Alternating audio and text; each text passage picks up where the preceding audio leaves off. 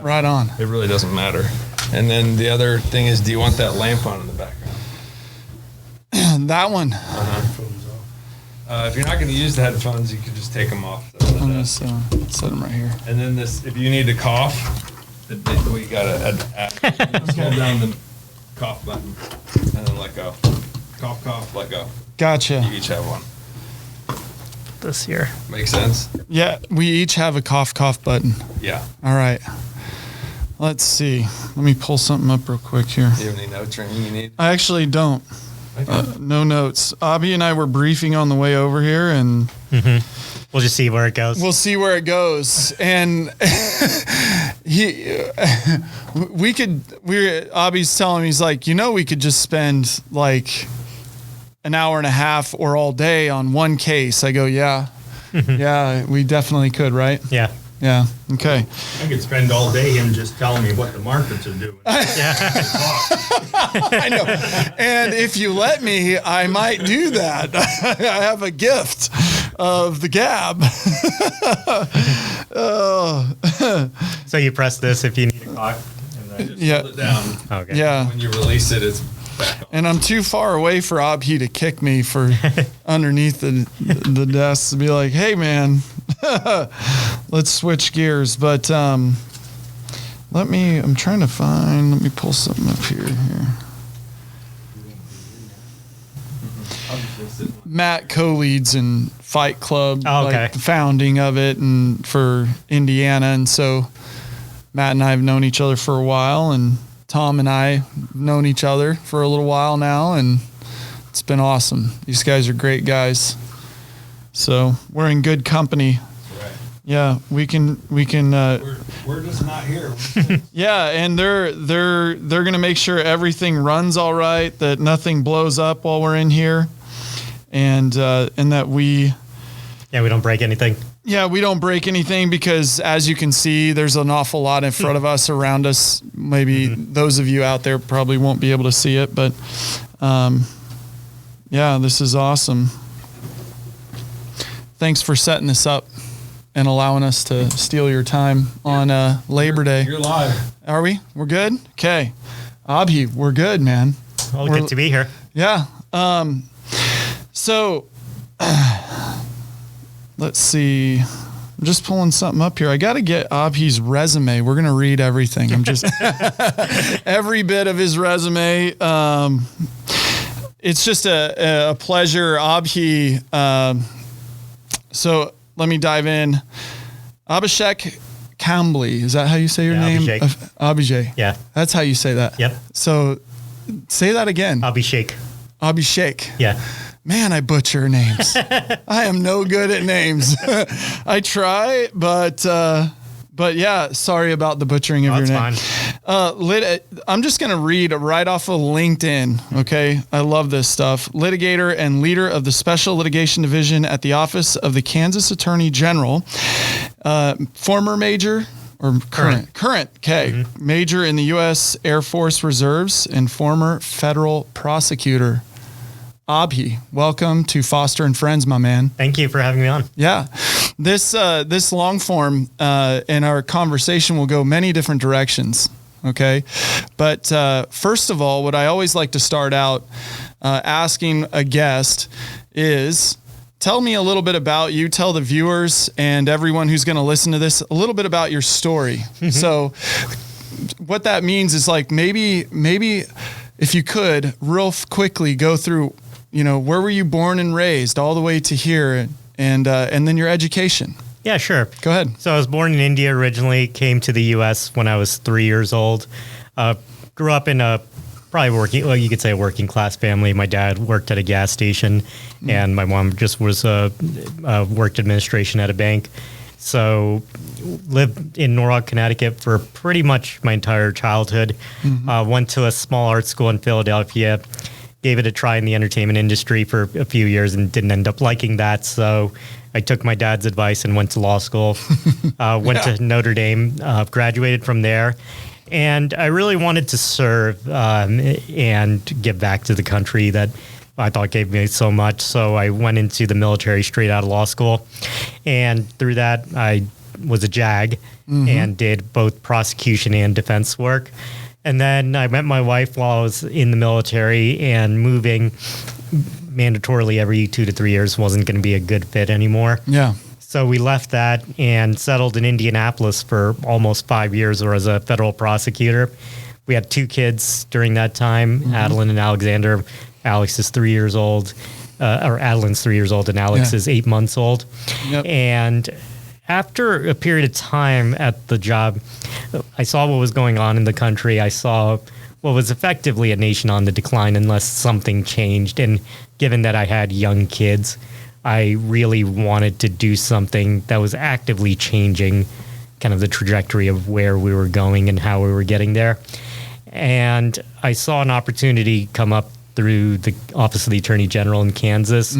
And I applied for it and interviewed, met with the Attorney General. It was a good fit. It was a brand new division that was designed to sue the federal government, but does a few other things as well. Right. So basically, anything that involves special litigation or constitutional issues, and that oftentimes ends up being the most high impact cases that come out of the Kansas AG's office.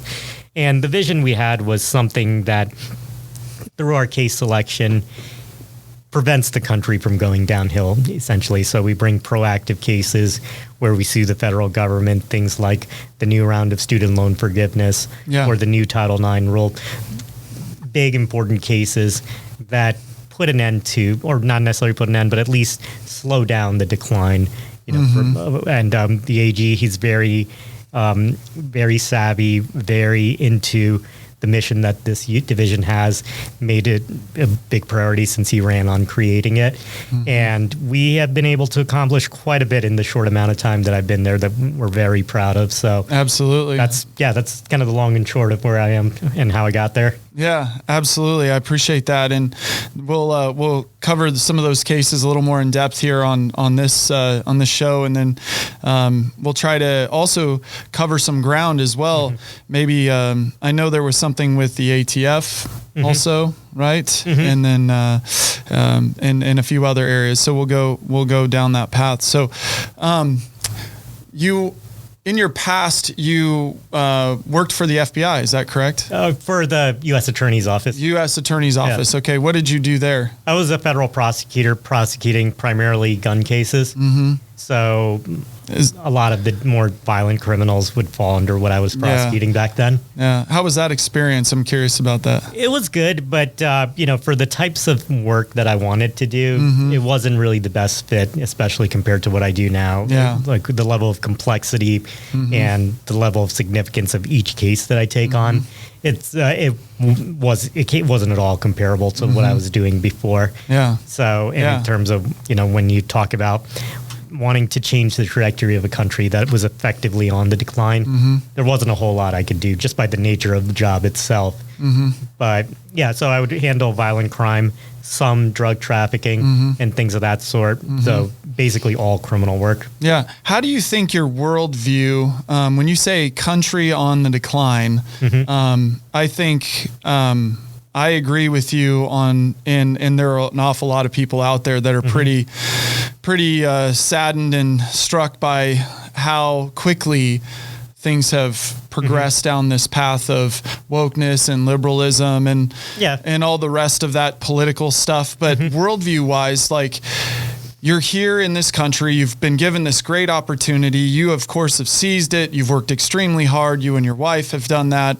I know you guys, I know your family. Faith plays a big part in that as well. But I just wonder about, like, our worldview matters in how we go about doing life. And you've obviously made a conscious choice to head in that direction. Can you share a little bit about that? Yeah. So if you just pull one example, with DEI, I'm sure you're familiar with the Students for Fair Admission case where Harvard was discriminating against Asians. Like, Correct. If you look at my background, for instance, absolutely, my dad worked at a gas station his whole life, and his parents had it rougher than I did even. So his dad died when he was 2 years old. So I'd never met my grandfather. He had 8 siblings that my grandmother had to raise by herself, and she was illiterate on top of all of that. Man. Yeah. And So to come from that trajectory to where things are, Yeah. to, what the opportunities that I was given. And then when you see that, people with backgrounds similar to mine, they're told that we're not the right type of race. So you have to work harder than everyone else to get the same result. You can tell there's something wrong with that. Oh, yeah. And when you look at, this is the country that my kids have to inherit. Right. And I don't want one where they're going to be discriminated against based on their particular race. I don't want one where Amen. economic opportunities limited That's and right. where, certain values that made the country what it is are going away. So faith definitely played a huge role. It was definitely a calling that led me out there. Yeah. And given the kind of trajectory that we've been on, I don't think without faith it would have been possible to do some of the stuff that we're able to do. Absolutely. I love the work that you guys are doing. So speaking of that, let's talk a little bit about the Title IX. Yeah. Yeah. What's going on there? Let's share with some people about that. Yeah. So Title IX, stepping back, it was one of the most landmark statutes in civil rights history. So where it began, Title VII, that was what outlawed discrimination as a whole. Yeah. But there was nothing specifically geared towards protecting girls, protecting women, which, both of us have daughters. So That's right. That's important. So It's a big deal. Title IX was created exclusively to provide protection for girls and women in the education environment. So it protected access to girls' sports. So, for instance, if our daughters ever were to play sports, and have the opportunity to do that, it's because of what Title IX did. That's right. So what the current administration did was they put out a new rule that flipped Title IX on its head. And one of the judges there were 7 different lawsuits against this, and one of the judges described it as wreaking havoc on Title IX. So basically they expanded the protections from a statute that was meant exclusively to protect girls and women. They expanded it to protect transgender individuals. And what that means is so Title IX prohibits discrimination on the basis of sex. Right. They expanded sex to include your subjective view of what your sex is. So, No for instance, if a school had a rule that you had to be a biological girl to use the girls' bathroom, they said, well, if you're a biological male who identified as a female, the school would be required for you to use that, or else the school is found liable under Title IX for harassment and discrimination. But if you're a biological woman and don't want to use the same bathroom as a transgender person, the rule said that's too bad. You don't get any protection at all, because that's they basically elevated the transgender individual above girls and women. And it would expand into other things. Even though they claimed it didn't, it would have allowed biological males to play on the same sports teams as girls. It would have required pronoun usage, even if you are a Christian and believe that your sex is assigned by God at birth. Yeah. So it would have done untold damages. So Kansas led one of 7 lawsuits that went against that rule. And ours was a little bit unique because we paired with a number of private plaintiffs. So we teamed up with Alliance Defending Freedom, which is a Christian legal rights organization, and Southeastern Legal Foundation, which is also a legal nonprofit that also gears toward protecting liberty. So they represented groups such as Female Athletes United, which is a group of Christian female athletes, Moms for Liberty, as well as Young America's Foundation. And together, along with 3 other states in our coalition, it was Wyoming, Alaska, and Utah, along with us, we bought a case in the District of Kansas, and we were able to, the judge completely agreed with us on everything and agreed that it was contrary to statute and that it was arbitrary and capricious, which means that Yeah. they didn't engage in reasoned decision making. And they did what's called an injunction, which means they're prohibited from enforcing it. What the difference between our injunction, because they lost all 7 lawsuits, so they went 0 for 7 on this one. But the difference between ours is those other ones, they were limited to the states that sued. So, for instance, in one case, it was Tennessee and a few others. Yeah. And it limited to those 4 So or those 5. 4, yeah. So the judge did that here, but it also expanded the injunction so that any one of these organizations that has a member, whichever school they go to, the Department of Education is prohibited from enforcing it at that school. So it included, schools in states like California, New York, No and those kidding. types of places. That's great. And it's prospective, meaning that anyone who joins those organizations in the future, then their school falls under the injunction. So it's right now enjoined in 26 states, along with, by our count, over 3,000 schools outside of those states. Excellent. Awesome. Good work. Yeah. So that's That's recent too. I think that happened a month ago. a month ago. Yeah. And so there's nothing that frustrates me more in knowing I have 2 daughters who are really actually great swimmers, and then to watch on TV when we're watching swimming, having a biological male literally crush the competition, meaning all other biologically, female women, and then have to try to explain that Right. to my girls. And then recently in the Olympics, boxers in female boxing, and then there's just in track. There's Right. examples all over the place, and it's like the confusion, and then having to try to explain that to your 7-year-old Right. about what they're seeing and why, and even it's just very frustrating, and it's very confusing, and it's not right. And so I'm glad that there are people like you that are working with other people and litigating and trying to do it via that route, because that seems to be the way things get done in this country. Right. And sports gets a lot of the attention, rightfully, because, that's the clearest example of the. Yeah, it's front and center. Right. Absolutely. But for me, the worst part was the sharing of private spaces between. Yeah. Okay. Yeah. girls and- That would by far trump the. Yes. So, Yeah. we had the other groups that were with us, they were representing private individuals. So some of the declarations they wrote. So for instance, one of them, they had a teenage daughter who plays sports in Virginia, and the opposing team's coach is a biological male that identifies as a woman. He would change right in front of them in a girl's locker room. And then there was a 13-year-old girl. And keep in mind, this is in Oklahoma, not in a big city or major metropolitan area. Rural Oklahoma. She goes to a school about 500 students. 60 of them identify as transgender.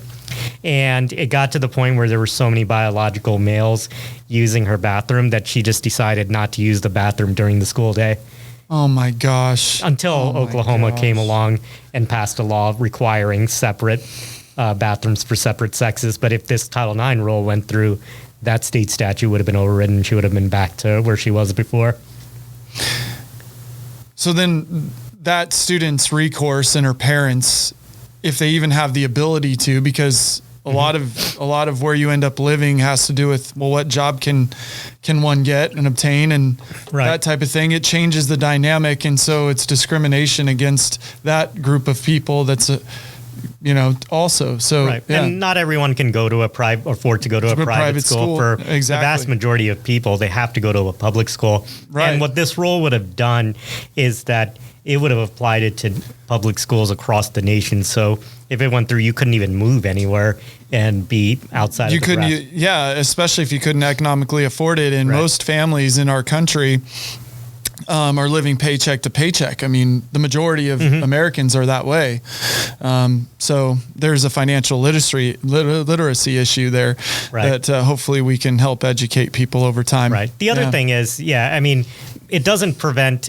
So there were a group of blue states that did an amicus in support of Title IX in our case. Okay. And one of the things that... Do you know any of those states? Yeah, New Jersey and a few others. Okay, yeah. What the judge told them is, nothing... If this rule is banned it doesn't prevent you and your state from doing whatever you want, or your school district from whatever you want to implement. But what they did is they took the choice away from anyone else and made it so that this would have to be what everyone has to live by, no matter what their views are.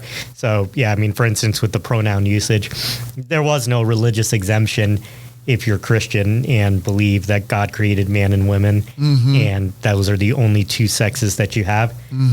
It would have required, for instance, if a transgender person says, you have to use these pronouns, and you decide you don't want to, you were out of luck under this rule. So it not only when you're talking about sports, you're talking about shared spaces, right? You're talking about free speech. All of that would have fallen under that. Wow. That's incredible. I'm just blown away by all this. That this is the way that you have to go about. Yeah, and I mean that's sorting out when we talk culture, about all the rest. Yeah, and when we talk about the cases that we select, we try to aim for the ones that have the most high impact. Yeah. When you talk about, society. This is part of the litigation council. What you're doing. Yeah, it's some of the ways that things are slipping away in society. When you talk about if a society can't even differentiate between male and female, that's pretty There's bad. not a whole lot left after that. No, there really isn't. And that's kind of what I'm blown away by is like, this is where we're at now. Yeah, man. What's a good segue? What's another case that's high impact? So the one case that gets the most attention from what we do is the new round of student loan forgiveness. Right. So that one's pretty front and center it's like a talking point. Yeah. So I don't know if you're familiar with the last round that they tried to go through but got blocked from doing it. I read a little bit about it, but enlighten us. Yeah. So there's a pretty well-known case called Biden v. Nebraska. That was the first time they tried to use what was called the HEROES Act as a way to waive 10 or 20,000 in debt universally across the board. From everybody's loan, despite the fact that Congress never passed anything for that. Right. It was purely executive action, and they tried to push that through, and a number of people sued. There were individual plaintiffs that tried to sue. There were states. And this one was a while back. This was 2023, so it seems like a while back. Last year. Yeah, so it was last year. Okay. So ultimately, a group of 6 states were able to bring a successful case that went all the way to the Supreme Court. And those 6 states, they sued and they won and got that struck down. 10 days after that, they released this new round of forgiveness, which when you look at what they were doing, it was 3 phases of student loan forgiveness. So there was the one that got struck down. There's this one and another one that they're coming out with later this fall. So what we're suing on right now is phase 2. And what it would have done, they use very, very thin statutory authority that gives the Secretary of Education the authority to create an income contingent repayment. So for people struggling with their income, the statute was meant to be a reprieve where, for a period of time, they could have lower payments. And Congress fixed some amounts, based on that. What they tried to do was they tried to take that and push it to the extreme. So they would cap all payments for undergraduate loans at 5% of your disposable income, which they defined as starting at 225% of the poverty line based on family size. So for context, a family of 4 making about $70,000 a year would have $0 payments. Wow. And they would also, if you started with a loan balance of $12,000 or less, they would just forgive it after 10 years. So they didn't have the authority for any of this. And they're just pushing it. And what they did was they messed up on a lot of the details because of how quickly they were moving. So for instance, when we were looking at the cost calculation that they came up with, it was $156 billion over 10 years, which sounds like a lot, and it is. Yeah. But what they didn't do, even though this final rule came out after the last round was struck down, they, in their cost, assumed that forgiveness was going through. So their baseline was off by $430 billion. Yeah, just a small error. And so the actual cost was $475 billion. And people warned them about this in the comments and says you should do an alternate cost estimate. And they just ignored them. They said, well, we're confident in our ability to win this case, even though they probably auto-filled these comments before they came out. But by the time it was published, they already lost it. Yeah. And they were talking about their confidence in winning it. Oh my gosh. So that was another legal claim we bought under the case. But ultimately, there were two different cases that were brought. We bought one with a group of 10 other states in the District of Kansas. Missouri bought one in the Eastern District of Missouri with 6 others. And we both got a partial injunction on the same day. Ours went, through a loop through the 10th Circuit where they stayed it, and then we went to the Supreme Court. They decided to go on the offense on the other way in terms of getting on appeal everything that they didn't get the first time. And the circuit court that they bought it granted it. So on that one, the government went to the Supreme Court. So both of our applications were there at once. Right. Ultimately, we said that, because the 8th Circuit's injunction covers everything, we didn't need the emergency relief. But the other side, they wanted it. And the Supreme Court said, no, we're not stepping in to save the day for them. So right now it's enjoined nationwide as a result of both of those efforts. So that's a great effort. Yeah. That's a great ruling. Yes. So right now, that's where it's at, while these other the cases are still active, but we're already, monitoring what's going on with round 3, which they're doing while these other cases are still going on. And that'll be something this fall that we'll be following and tracking. That's what, that's what they say is going to be. So what do you think their aim is? The Biden administration is on all of this. What is their aim, their end goal with all this student loan forgiveness? Just forgive all the debt. And then, oh, by the way, how about let's have just healthcare all for all, right? We'll just pay for that. And then what do you think the aim is? I guess because I'll opine after you do. But you might have heard there's an election happening. Oh, really? Oh, there is? I haven't heard. I apparently I live under a rock, but no, there is a big time election, and share. Yeah, so I mean, one of the obvious points that I don't think is a secret to anyone is they are struggling with the youth vote coming up in the election. Yes, they are, and I think people are waking up to it. So they are trying to use the Treasury to buy votes. That's the most straightforward way to say it. I mean, I agree. One of the things that we observed, so while we were going through our loan forgiveness litigation, the Secretary of Education used an official government email account to email 8 million borrowers saying, the Republican 8 attorney generals are trying to take away loan forgiveness, but me and President Biden were stepping up to fight it. So you're getting to the point where agencies are using taxpayer dollars to buy votes, and not like a limited amount either, but hundreds of billions.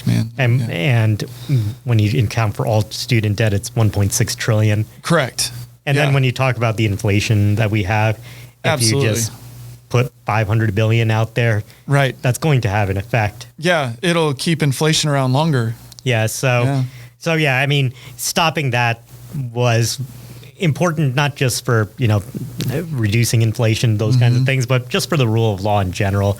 One of the things that President Biden said afterwards, after the Supreme Court's decision in Biden v. Nebraska, when he announced this one, he said the Supreme Court blocked me, but I'm going to find a way to do it anyway. Right. So when you have that kind of lawlessness, the courts have to step in to be able to solve it. Yeah. And the rhetoric of basically taking what you want from out of context and then propagating that to the American people. Yeah. And using that as a political instrument to get additional votes, and then paint your counterparty as a issue. Yeah. And as against you or something. And it's actually quite contrary. It's there's a way to do legal immigration, for example. Well, the thing is, I mean, anyone can sympathize with someone who has a lot of student debt and doesn't know what to do, but it's Congress that has to pass that. That's right. And Congress, then where are they? How are they? Well, they don't believe that debt should be forgiven. So Yeah. the president should accept that. And yeah, they should accept that. Or, Absolutely. Instead just come up with all the compromises you have to do to be able to pass a vote in Congress for that. But like do your job. No. yeah, what they've done is that they've actually For done the more people, harm by the people. Yeah. Yeah. For the borrowers, they've actually done much more harm than good, because what they did is they promised all these forgiveness, knowing that they were on pretty poor legal footing after the last round. Yeah. And then because the natural course of litigation is, there's going to be some shifts as the case progresses, especially when we talk about emergency litigation that goes up to the Supreme Court. And a lot of borrowers ended up with a lot of confusion because they put out an unlawful program. Right. And Yeah. we did what our job was, which was to sue over it when our state interests were harmed as a result. And when the expected result came out, now the borrowers are the ones that end up suffering because they were the ones that that created that confusion and promised something that they knew was unlawful. That's right. Yeah. What's crazy, and there's a little bit of a stigma with this whole thing with me personally, and I'll share that a little bit. So my wife and I, this is before we got married and we were dating, and my wife's older sister said something, well, have you told him? And it's like, told me what? And Nora, she goes, yeah, well, I have this thing. And what is that thing? Well, it's $125,000 in debt from grad school and stuff. And and me being in finance is like, well, what's the interest rate? And so I'm figuring out the payments, and I'm on the, I'm going to marry this woman. Like, I love her to death. Like, I'm on the hook for this. We got to repay it and repay it quick. Well, she was on the loan forgiveness program at a nonprofit hospital, basically. So if she worked there for 10 years, they would forgive the debt, but that wasn't guaranteed either. Well, guess what the hospital system did?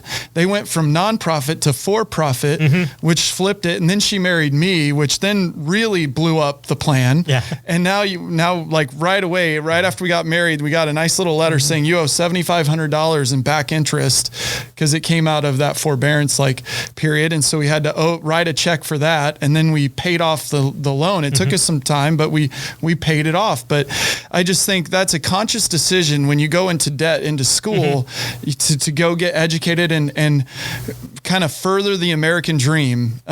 Knowledge is power in many ways in the way you use it. And so sometimes if you don't come from a family that has an ability to pay for it, you have to take on some debt in order to do that. That's the way the system is set up. So it really does penalize the people that work extremely hard to pay off this debt, to then all of a sudden find that everybody gets their debt forgiven. Right. Well, and it's like, wait a minute here, that's not the way this works. Right. The other thing is the public service loan forgiveness you were talking about. Yeah. That was a congressionally passed program, so there's no legal issue whatsoever with this. Yeah, so that was, yeah. So this is... But the hospital did a great job by Right. flipping out of the, we're like, what? Yeah. So what this one does, it's purely through the executive branch. Gotcha. With the pen and we're go ahead. Sorry. with the stroke of a pen writing off debt. And the new round, in some ways, the one that's coming out in the fall, is even worse. What they do is typically there's some sort of forgiveness at the end of 20 or 25 years for most income contingent repayment plans, according to their interpretation of the statute. What they do is, if you've been making 20 payments for 20, 25 years, even if you've never signed up for any debt forgiveness, they'll just automatically forgive it. So you don't even have to opt into it. What they require now is they're sending emails to borrowers saying, you will get this forgiveness unless you opt out. Wow. That's crazy power. Yeah. For whatever reason, it sounds completely lawless, like you described. Right. So switching gears, if you don't mind, Sure. I'm looking at time and there's areas I want to keep going in. Okay. So, we've got Matt in the room and a gentleman by the name of Tom in the room. This subject I want to ask you about, Tom would be interested in, given he's in farming. But what's interesting is, and you probably know where I'm going with this, right? So tell me about the case with the natural resources. So there's a couple cases. So there's the H-2A rule. So that one we recently sued on. And it's a case called Kansas v. Department of Labor. Yeah. So kind of backing up for big picture, the H-2A program, a lot of these farms are in remote locations where they have trouble finding people to work on the farm. So Right. what they do is they utilize what's called the H-2A visa. Mm-hmm. It's a guest worker program where migrants come from other countries, work here for a period of time, do the job, and then go back to their countries of origins. Mm-hmm. Backing up 90 years or so ago, Congress backed, I'm sure you're familiar with the Wagner Act, which gave the right to collective bargaining rights for a number of workers.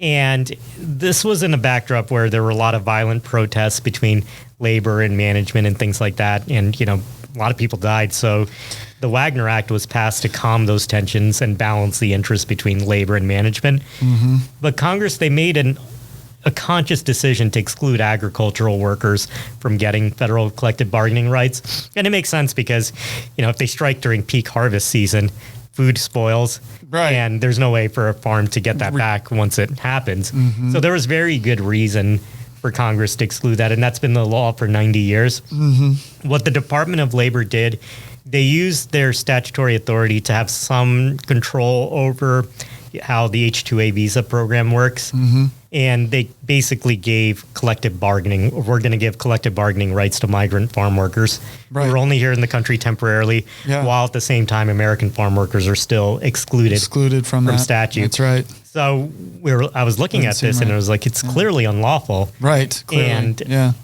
Almost nobody sued over it, which Right. is pretty interesting given that there, Uh-huh.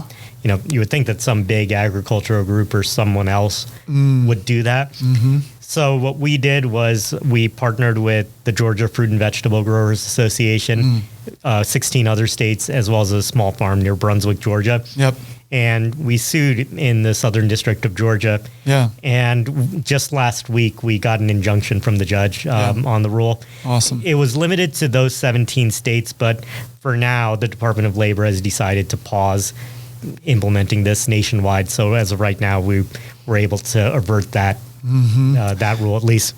Yeah. I was reading that injunction and I was like, wow, that's good. I'm glad that you guys were paying attention to that. Yeah. Cause it kind of seemed like that was not a front and center thing at all to anybody. And it has major implications. Yeah. And I mean, it's one of those things when we're talking about suing the federal government. Yeah. There's so much unlawful things that are happening at the same time. So for instance, Is that their strategy? Kind of in a way, just hit all of it at once and some's going to get through. that could be part of it, but part of it is also there's an election coming. And they need their talking points. Well, also there's no Votes. guarantee that the next administration would be favorable. So Right. I see. if they lose, they're trying to push through as much as they can in order to provide an agenda for, before they, or to meet some of their agenda before they get out. Right. So with this one, so just to give some context, normally when we talk about significant rules, there are, those high impact rules that cost more than a few $100 million. Right. Normally less than 5 of those come out per month among all the federal agencies. Mm-hmm. Right now in April, for instance, there were 42. Wow. And so there's plenty to sue over, but if we didn't sue on that H-2A rule, nobody would have, and that would have gone through. Right. Is there anything on your guys's in your purview in relation to illegal immigration? Yes. Okay. So we've done a few things on that front. Okay. So I know I want to get back to natural resources on that SEC, but we'll talk about. So they came out. So historically, public benefits illegal immigrants have been excluded from public benefits. It's Right. limited by congressional statute to those who are lawfully present. Yep. And when the Affordable Care Act, which is colloquially known as Obamacare, came out, Right. it limited it to those who had lawful presence. Mm-hmm. DACA beneficiaries, they are ultimately illegal immigrants. Yeah. And they don't, just by the nature of the act, because it just means deferred action. Yeah. So it means that to even qualify, you have to be unlawfully here to begin with.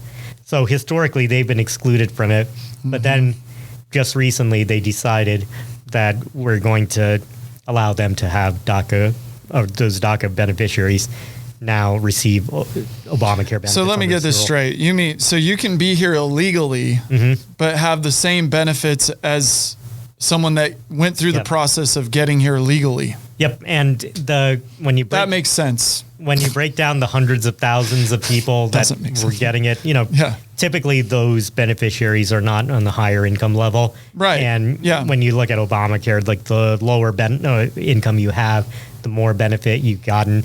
And one of our expert declarations did a breakdown. It would be about a $3,500 per year insurance subsidy for each person. So essentially, we're hardworking American citizens paying taxes, Mm-hmm. and that money's going to pay for illegal immigrants' benefits. Yep. So, like in a country like China, would they allow this? No, Europe, does the European Union? I don't know. I don't know. I don't know, but I don't know about other countries allowing people to just come across and say, hey, I'm going to live in China now. And oh, by the way, I want to work for the government and get benefits Right. without becoming a citizen. Right. And eventually, That doesn't make sense. Yeah. Eventually, you have to draw the line in the sand Somewhere. Yeah. And shouldn't it be, isn't legal immigration, isn't that what maybe should be worked on? Yeah. And I mean, There's a way to do it. even still, the United States, we have the largest legal immigration system in the world. And I didn't know that. yeah, so Okay. we allow more people in than any other place in the country, the legal manner. And it's not sustainable to have everyone in the world that wants to come in Be able to. yeah. And especially right now when the borders are wide open and they're providing all kinds of incentives for people to come in. So, yeah, with this one, even though it's a limited group of people that are getting the benefit, Yeah.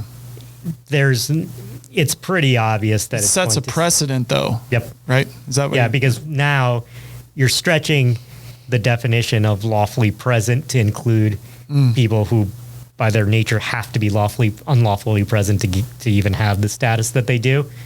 So we have to draw the lines in the sand somewhere, and especially as states struggle with the immigration crisis, they're the ones that had to pick up the slack for it too.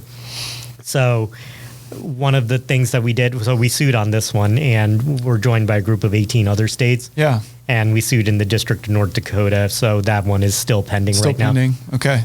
All right. So let's get back to the natural resource part, that second part Yeah. that we didn't touch on, but go ahead. Let's talk about that, because I feel like when I was reading some of that, I was pretty taken back on how the New York Stock Exchange, the SEC, and things were Right. operating. So yeah, the rules of this are very convoluted, but basically it was the creation of the Rockefeller Center Yeah. Foundation and a number of other organizations for, I don't know why they thought it was a good idea, but because it makes very little sense when you Me look neither. at it Yeah. from the perspective of how does this make money for anyone. Right. So what they would have done is they created these class of entities called natural asset companies, and they're not really companies, but they're licenses. So anyone who has a natural asset company if this went into effect, would be able to buy land, and the use for it would effectively be no use. So if there's oil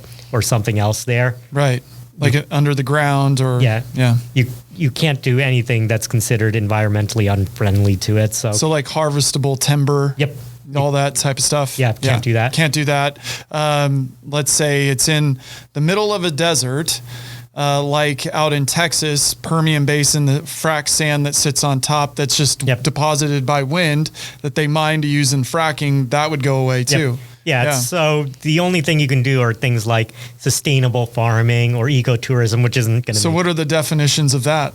unclear. Yeah. Sound Yeah. very vague and Yeah. opaque. Now, Yeah. if people wanted to, buy land and do these things, there's nothing prohibiting them from doing Sure. that. But what they would have done is they would have created this new class. They would have adjusted the New York Stock Exchange rules to allow these things to be traded on the market. On the market, and which have is new gap accounting rules that apply exclusively to them. yes. And Yep. when you think of the SEC's mission, it's to prevent fraud. Yeah. And now they're Now- putting this thing that sounds very much like a scam when you Right. think about it. And Yeah. there's no limitations on if foreign entities can have these. So if an adversarial nation wanted to, i.e. China Yep. wants to put these things into these facilities next to all of our air bases. Yeah. And then, the federal government, the Bureau of Land Management, they had to also come out with a new rule, like the rule for so the Bureau of Land Management works a little differently than some of the other agencies. Any of their land that they own has to be put to productive use. So they came out with this new rule that would basically mean conservation is considered a productive use. So it would have been a way to facilitate that when you think about a big picture. Yeah. They sell their leases and people buy it. And then that land is put to no productive use whatsoever. Right. And this would have been traded on the market, have no real asset value to it whatsoever. Right. So what would it trade at? Who would be buying it? And then what is the return on investment for that? And then more when you think about it for a bigger picture, what would have happened is pension funds would have invested in this stuff. So everyone's retirement would be wrapped up in some of the stuff that is not going to make anyone any money. Yeah. Well, that is something. Here's an idea about on that. Who makes money in doing that? I think it's a green energy climate change agenda. Yep. That eventually down the road, there's some changes that end up benefiting those companies that are carbon forward thinking, like so-called forward thinking. But it's I think it's to secure assets and resources for a particular group of people. Yeah, the other thing Frankly, is that's where the money is made. They look at it that way versus the way that you would naturally or normally look at it. Right. And the other thing is the same group that came up with this concept would be the ones creating the accounting rules for it. Sure, isn't that great? Well, what's Make the rules. troubling is it's one thing for these groups to do whatever they want, but the SEC going along with it. Yeah, probably shouldn't have done that. Yeah, so what we did is we came up with we put together a coalition of approximately 25 states and wrote a comment letter. And to our surprise, the New York Stock Exchange just withdrew the rule. Yeah. And so that's not going to go into effect anymore. That's right. So that was it was one of the ways we were able to win without going to court. Yeah, which is beneficial. Yeah. Yeah, that's beneficial. Yeah, for because sure. when you go to court, there's no telling what can happen. Exactly. Because it's outside your control what a judge ultimately does. Yeah. But to have the agency voluntarily withdraw the rule. It must have been bad enough. Yeah. They just said, okay, well, we tried. Now, that doesn't necessarily mean it'll go away forever. No. They might try to figure out a different way to bring it through. Yeah. They got to find another place in the armor. Yeah. Yeah. Yeah, but this one, we found out about that back in January. So that one would have been another economic disaster that we were able to prevent from happening. Excellent. Oh, man. Huge stuff. So let's see. We've covered some ground there. What other things are on your agenda, like as far as what you're thinking about? So this one's still working its way through the court system. It's a new ATF rule on dealing without a license. Yep. That effectively makes it so that you could sell or offer to sell as few as one firearm in a gun show or an online marketplace. That's right. Being a gun owner, this is a big deal. Yeah. And you would have to register as an FFL with the ATF if the rule was designed so that they could determine whether you broke the law or not if you sold a gun, because it's so confusing that to my kids. To maybe not your kids, but again, it's unclear because they say, if they say, well, if you intended to make a profit to do it, what does that mean? Yeah, what profit? Yeah, so, let's define profit. So basically, they said that if you intend to make a profit through selling firearms, you may be required to register as a federal firearms licensee, and the requirements for when you are and when you're not is so confusing that most people would either decide, okay, I'm not going to sell guns anymore, or I'm going to just register as an FFL. And being an FFL is not easy. No, it's not easy. I know many of them. Yeah, you have to have a business premises. That's right. You have to have an inventory that you keep that's subject to inspection from ATF. What were the penalties? So this one, like if you this vague thing, you end up making a mistake. They decide you happen to vote a certain party, or they don't like you anymore. All of a sudden, something could, like, what is your penalty if you violate that rule? The statute is a criminal statute. They say that they're not going to enforce any criminal liability based on these rules. It's supposed to be civil and administrative, but there's Supposed to be. there's nothing preventing them from starting an investigation that later leads to criminal prosecution. So, Right. it's one of those rules where you keep having to do a double take on doing it. But there's two different lawsuits bought, one bought by Texas and a few other states, along with some private gun owners, so like Gun Owners of America and a few other groups. We bought one in the Eastern District of Arkansas with 20 other states and a couple private plaintiffs. Yep. Our Texas, they got an injunction in their case, but limited to their states. We had a little bit more of a winding road in ours. So the judge kicked it to the District of Kansas. And even though the district court judge did find some serious things wrong with the rule, he decided against issuing injunctions. So we're appealing that right now. So that Gotcha. one's still going through the process. Yeah. But so it wasn't as clear and decisive a victory as some of the other cases that we got. But we're going to keep litigating it until. Yeah. What do you as far as we suppose can. the aim is on that one? Universal background checks through the back door. So That's what I thought. basically anyone who is a federal firearms licensee, they Yeah. have to run a background check on anyone they sell it to. Yeah. And They've so been- if that list can suddenly grow to every gun owner in America, I mean, they've tried to get through universal background checks through Congress. We're never successful in doing it. yeah, So I this feel is like that's backdoor way to do it. backdoor way, like one step closer to getting rid of the Second Amendment, right? Yeah, I mean, it's troubling, how with some of these other rules, like the Supreme Court recently Sneaky. stopped the ATF on a number of states. So there was a bunch of things like the pistol brace rule that effectively banned pistol brace, even though it was ATF's position a couple of years before that's not a firearm under the under statute. That's been stopped by some courts. Yeah. There's, Interesting. There's the ghost gun rule that's going through the Supreme Court. So ATF has been in an extremely troubling position with the current administration. Yeah. So Wow, this is that's all the incredible. defense that we have to play. In this, and it's land. constant and ongoing. That's the one thing I want to emphasize is you're hearing Abhi talk about these different matters and cases, and it's just unrelenting. And I don't think even with whatever administration's in this next go around with this election, there's always going to be something ongoing. And we've had over the last many years more Democratic presidents than non. Right? We've had Trump was 4 years, and let's see out of the other 12. I mean, it's Democratic. So there's been an onslaught, I feel like, and it's just going to continue. Well, what's been more troubling is no one even tries to pass, or people used to sue on statutes that Congress passed as being unlawful. Right.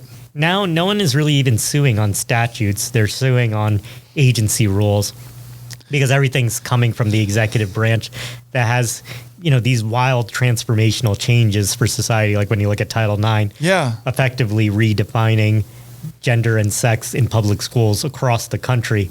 That's all through agency action, not through anything that Congress has done. Right. Or when you look at student loan forgiveness, hundreds of billions of dollars forgiven through the executive branch, not through Congress. Yeah. Even after, and then it gets even worse because the court told them not to do it. So you have an agency that's not even one of the three branches of government trying to override and become the most powerful, even though no one elects them to do anything, and they're not accountable to anyone.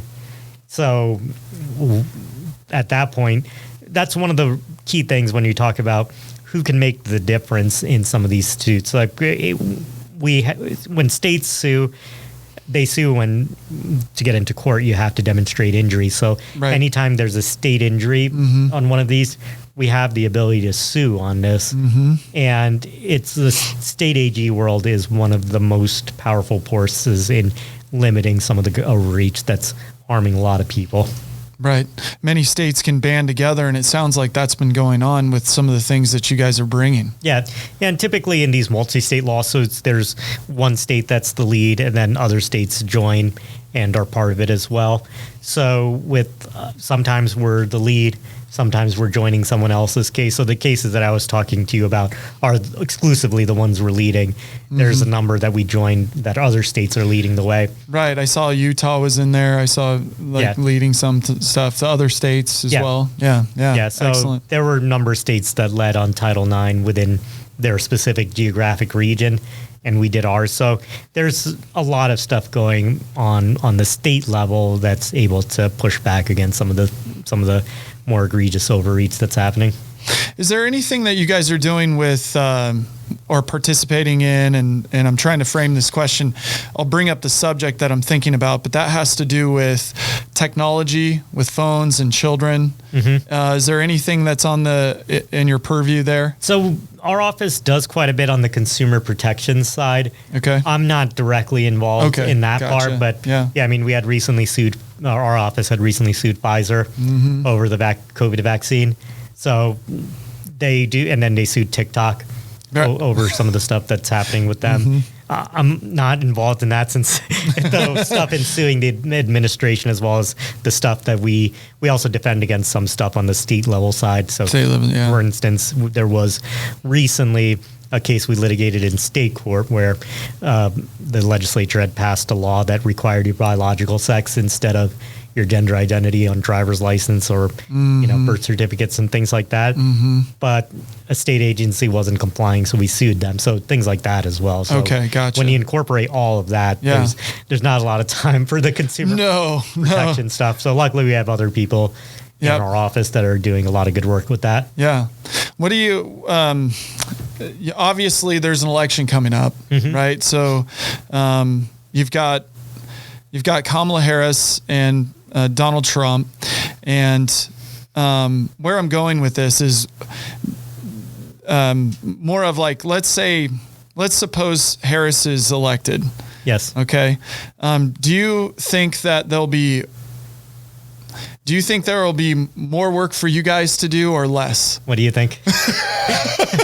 I think a lot more work. Yeah. Frankly, I'm reading what she's saying, at least reading it, and I hear it, and I try to sort through the noise like most Americans do who are concerned about their country, and I'm hearing things that sound a whole lot more like socialism and communism than they do capitalistic and more free markets and free people, frankly. Yeah. And it's scary. I mean, from let's see, capital gain, like taxes on unrealized capital gains.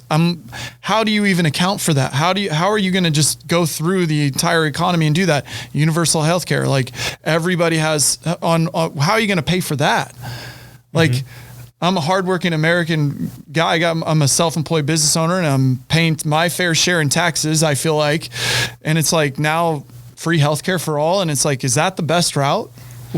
All that. So I'm just saying, like, I think there's an onslaught of more that's going to be, your office is going to be even busier if there's a Harris. So let me break it down a little bit more granularly than that. Okay. So go ahead.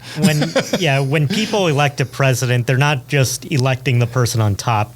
Yep. They're effectively letting that person decide who runs all these agencies that, when you think about it, have a huge impact on your life. Well, you just described a lot of power that agencies have. Yeah. So perfect. So when you think about that and the fact that they have not even bothered to try to go through Congress for a lot of this, if they win the election, they would think that they were justified in doing all of that and will continue doing the same.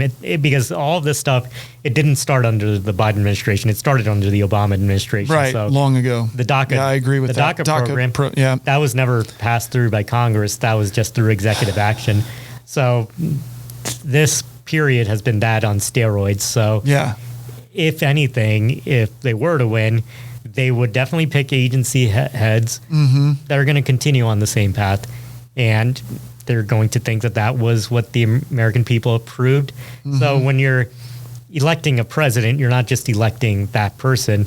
You're giving them the power to appoint a number of appointees. Through their governance, they're able to install the people that they feel are are the right people for those jobs. So yeah, when we talk And so about it's the like agencies it'll that we're affect suing, everything on yeah, we're talking about Health and Human Services, Department of Education, Yes. Oh, man. ATF, Yeah. DOJ, Yep. SEC, all of that. And that's just who's at the very head. Right. And then there's a number of people under them that really have a lot of power in today's day and age. So Yes. it's going to be a lot of work to clean up all the overreach that happened already. If you add on more on top of that, I don't even know where it's going to head at that point. Right. Yeah, I think that your work, you'll have a lot of job security as far as how much work you guys I would have. prefer not to have that. Yeah, I know. I know because our kids' future depends on that. You were talking about that at the very beginning, and I agree. My daughters and their husbands someday and families and things like that will have to deal with a different type of an America if things go certain ways. And I feel like the Constitution ought to be upheld and done so in a very sophisticated and smart manner, one that honors life, liberty, the pursuit of happiness, and everything else from a republic standpoint, and frankly, just because I'm faith based, but we're a country of many different types of faith, and I obviously believe in the Christian faith, and so I would like to see some of that reflected in what our founding fathers did at the very beginning. Well, that's the other thing. When we can sue over some of this stuff, and there's not just states, but other groups that are suing, but there's no guarantee of what happens once you get into court. Right. And there's a lot of procedural mechanisms that they can win a case without actually getting to the merits of the issue. So there's no guarantee that if us or someone else sues over some of these actions, that it's far from a guarantee that we'll be successful. So that's why ultimately it's up to the American people to elect the right people. Right. Because that shifts the direction of the country in ways that they might not even know about at the time of the presidential election. How many people knew when Joe Biden was elected that he would push through Title IX? No one. So people have to be mindful of that. Right. So even if a presidential candidate says, well, I'm not for these things, that doesn't mean that the people that they elect as agency heads are not. Right. And sometimes, when you read about all the stuff with Joe Biden, it's really a lot of the damage that's been done under his presidency has been through those executive agencies rather than him in particular. Yeah, understand. Well, they keep singing his praises, so yeah, they do. Let's see. Final thoughts. So, Abhi, what are some of your favorite things? I'm going to transition us out. We're going to close this up, but what are some things you like to do and enjoy to do? Yeah, so I like history. Okay. Traveling. Like what kind of history? All eras. I'm particularly interested in Christian history. Okay. Some of the archaeology that's happening behind. The evidence base. Yeah. Yeah, so that stuff's really interesting. American history is obviously absolutely a great interest. And a lot of, some even in ways that you don't think about, like even in these lawsuits, it involves looking at history. So for instance, when you look at Title IX, for instance, understanding the history, what was happening to women at that particular period. The whole reason it came about was because at that time, only 13% of people going to schools were women, and they were being discriminated against actively. Yeah. And it took decades of fighting to be able to have some of the rights that Title IX gave, especially in things like athletics. So when you understand that history, it gives you a greater context of what's happening at this moment. That's right. And things like the even with the H-2A rule, understanding why it was that the Wagner Act was passed, why union rights exist, and why a certain group was excluded from it. So understanding some of that history and tradition. And then when you talk about the Second Amendment, understanding the history and tradition of what was happening there. Absolutely. So a lot of that stuff plays a pretty instrumental role in what I do right now. So I love it. So you're studying the history to understand it better. Yeah. And constantly learning, I'm sure. And understanding that history is in many ways necessary to, because a lot of these statutes that they're using for authority are 60, 90 years old, Right. understanding what's happening in that historical moment is crucial to being able to put together a case and explaining to a court why this is unlawful in a way that makes sense. Yeah, and it takes a lot of work and effort to go through and do that. A lot And of we have to do it very quickly. Yeah, it's some Because of all the stuff that we've talked about, this is just stuff we've done in the past 10 months. which is, by the way, incredible.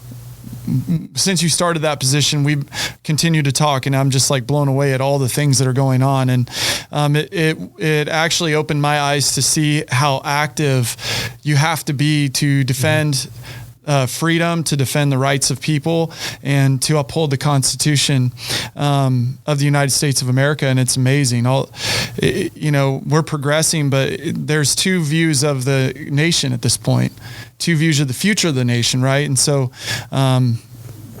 everyone has to make their own decision about that. And it does matter to those of you who are listening who you choose to put in those positions of power, like you're effectively talking about with the agency powers too, that are given down from the top down. And so, but that's why it's also important to really understand what's going on, because like actually try to care about what's going on. Yeah, and actually do the research, because you can see what a Kamala Harris administration would do based on what the Biden administration has done. And if you don't like, for instance, having the rules such as Title IX, don't like unilateral debt forgiveness or any of this other stuff, or the illegal immigration that's causing all these other issues, then you have to ask yourself, is that what I want to sign up for more of? Right, because and if that's if that's what you want to vote for, that's fine. Yeah, but right. at least understand that that's what you're getting. Exactly. You're not just getting the personality of the person on the top. Right, exactly. And being in finance and in wealth management, one of my big concerns about our country is the amount of debt we are racking up. The debt clock is something I look at just here and there to get a perspective of like how quickly and how big our debt has gotten. And if you break it down to the family unit, if you are spending more money than you're bringing in, and you do that over a very long period of time, without a printing press, let's say, which is what we have right now, we're able to add more zeros. We feel the consequence of inflation right now. But in Jerome Powell's words, even, he said that we're on an unsustainable path. And when is that inflection point? Well, in 2018, debt to GDP ratio was at 80%. Every nation that's at 80% debt to GDP is on the decline. And is going to accelerate. It's like a snowball going downhill. It starts out slow. All of a sudden it picks up steam, and it's really hard to stop. And that's just on the economic That's side. just the economic. Well, when we know what happens when economies collapse and don't do well. And it's not that I'm a doomsday Armageddonist on that end, but I'll tell you what, our kids are inheriting debt when they're born, basically. And then that's not to mention all some of the worst damage. You could spend a whole podcast just talking about the environmental side. Oh, absolutely. So, for instance, the EPA right now, through a lot of their rules, what they're doing is they're prohibiting other energy sources to drive up the demand for electricity. That's right. But also taking measures to increase the cost of electricity. Yeah, so, isn't that interesting? So, yeah. It's like you limit energy to it's covert tax that ends up being in shorter supply too. Right. Yeah, our grid currently can't sustain if we were to completely flip. It's incredible that we have this technology, but then we don't build the infrastructure to do it the proper way. But then it's like, could we even do it? And because the most efficient fuel is go ahead. Yeah, one of the things that a lot of states are suing over is there's basically under the Clean Air Act what's called the Good Neighbor Plan, where if certain emissions like that a you're good neighbor putting State out, Farm is there. that's actually a good way to think about it. So basically, it's not our government is there. It's not just whatever impact you're having within your own state by this particular type of emission, but if it's impacting other states. And what they're doing is they keep rewriting the rules on when someone's state implementation plan is appropriate or not. And if they're successful in doing that, that would drive electricity prices through the roof too, at a time where they're driving the demand up for electricity. Exactly. So Yeah. a number of states have been suing and have been with varying levels of success. So the recent Supreme Court case, Ohio v. EPA, that was the subject of that. Mm-hmm. So there's a lot of the damage is also being done from the environmental side too. Yeah. When you're talking about our natural resources, I what's available. completely agree. I completely agree. And then Very when you add in the interesting. cultural element on top of that, Jeez, let's So just go definitely- nuclear. Let's go nuclear. And Yeah. so it's just definitely kidding. a consequential time Yeah. for the country right now. Absolutely, absolutely. There was I was gonna ask you. You and I both like food. I know, Mm-hmm. but what's your favorite food, man? It's tough to say. There's a lot. I know. Yeah. Let's pin him down, everybody. Let's get his food. No. Yeah, I would say, a good steak is probably the best thing. See, I just love that answer. A good steak. Yeah. That's my favorite. Filet. Got to go with that, man. I'm more ribeye. Ribeye? Yeah. Okay, so you like the marble and Yeah. the flavor from the fats and Yeah. all that type of stuff. Cool. That's awesome. I ask you about food, family, everything's going well there. Yeah. I mean, it's You guys enjoying Kansas? it's been an adjustment for sure. Yeah. We lived in Carmel before, which is Right. a suburb of Indianapolis. That's right. And now we're in a much smaller place and it's College town. Yeah, it's an adjustment for sure. Yeah. But we're getting the hang of it. Awesome. Yeah. Yeah, awesome. I just love your story, your background, everything we talked about, the work that you're doing. I can tell you're passionate about it.